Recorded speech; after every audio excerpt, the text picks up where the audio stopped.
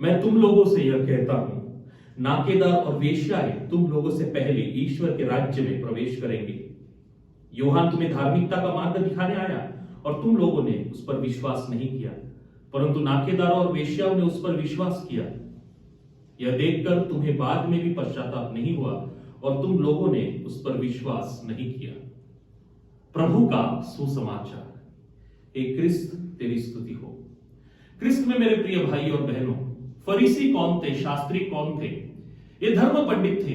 इन्हें नियम शास्त्र का संपूर्ण ज्ञान था और इसी ज्ञान के पर्दे के वजह से वे इतने अंधे हो चुके थे, आध्यात्मिक रूप से अंधे हो चुके थे कि इन्होंने अपने आप को स्वनीतिमान बनाया, अपने आप को दम्भी बनाया।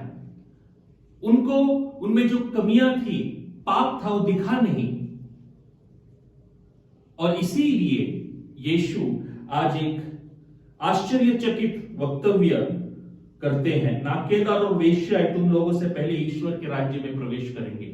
ये नाकेदार कौन थे? देशद्रोही, धर्मद्रोही थे। और वेश्याएं देह व्यापार करने वाले स्त्री। लेकिन यीशु कहते हैं कि वे तुमसे आगे जाएंगे, क्योंकि इन्हें धर्म ज्ञान के बारे में कुछ पता नहीं था। वे साधे लोग थे।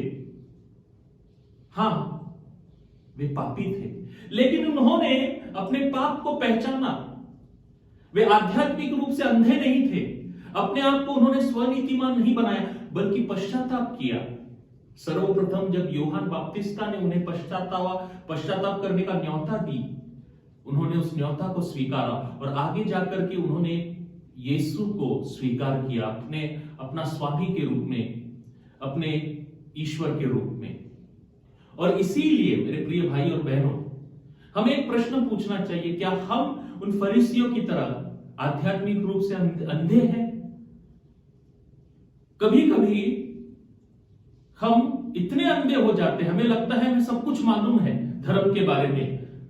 हम हर रोज गिरजाघर जाते हैं, प्रार्थना करते हैं, मिसा बलिदान में भाग लेते हैं और हमें लगता है हमें सब कुछ मालूम है।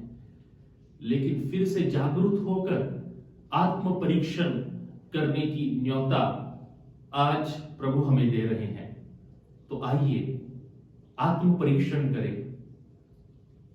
उन नाकेदारों की तरह अपने दिलों में पश्चाताप की अग्नि को प्रज्वलित करें और यीशु क्रिस्त के इस मार्ग पर आगे बढ़े।